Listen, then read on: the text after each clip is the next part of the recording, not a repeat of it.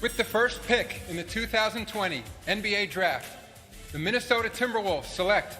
Finally, the NBA draft was concluded in November, and just as expected, surprises popped up here and there. While there were more surprises than we anticipated, there were far less trades than expected. However, this didn't take away the excitement for the new season. In this video, we will be grading the new kids on the block, assessing their skill sets and how they could possibly perform in the coming season. Ready? Let's get right into action. But first, a simple reminder on how to enter our brand new giveaway. We are giving away either an iPhone X Max, the new iPad mini, or MacBook Pro. It's all your choice. So be sure to leave a like, comment the keyword, subscribe, and turn on notifications to enter the giveaway. It's really that simple. Pick 1, Anthony Edwards, Minnesota Timberwolves. This is an interesting pick for the Timberwolves considering the fact that the other 2 picks in the top 3 section were scooped up by the Golden State Warriors and the Charlotte Hornets. These other 2 players will not completely fit right next to Karl Anthony Towns and D'Angelo Russell, hence making Anthony the perfect fit for the team. He also has the physical tools and athleticism needed to become an all-star caliber wing in the NBA. This is a grade A pick, no doubt. Pick 2, James Wiseman, Golden State Warriors. While this might appear like the safest pick of the entire draft, it might also be the biggest gamble of the draft. We have seen Wiseman play in high school and also play 3 separate games at Memphis, a massive 7-footer with elite athleticism. The big question is whether Wiseman will be able to overcome the diminishing value of the center position. At the end of the day, the Golden State Warriors team is the best place for him to be, even though they will need him to grow on all ends. It is a grade B pick at best. Pick 3, Lamelo Ball, Charlotte Hornets. Ball, being in the top 3, was not entirely a surprise in the NBA. He has more upside than any other player the Hornets have drafted. He has an incredible passing ability and has the potential to become a triple-double threat. There is also the huge probability that he will be inefficient in his first years as an offensive player, but he will surely improve and become a player that makes everyone around him better. Because of the huge potential Ball has, it is a grade A pick at best. Pick 4, Patrick Williams, Chicago Bulls. This was one of the biggest surprises of the draft. Williams had been projected as a late first-round pick after he was cited coming off the bench in 1 season at Florida State. However, he ended up being in the top 10 in the early first-round pick. He has the size and strength to create results in the paint, but he might not be equipped to play full-time on the perimeter. It would be even more difficult when he plays next to Larry and Wendell Carter Jr. as a wing. This is a grade B pick for the Chicago Bulls. Pick 5, Isaac Okoro, Cleveland Cavaliers. When playing next to Darius Garland and Colin Sexton, Okoro is the perfect fit when you consider the fact that he can play defense and they can't. He also wouldn't need to dominate the ball when playing with Garland and Sexton, but the problem arises when you discover that Okoro's jumping is not strong enough to threaten defenders. However, if he becomes an elite scorer, he immediately becomes as good as anyone else in the draft. In a league where shooting is very important, this is a grade C pick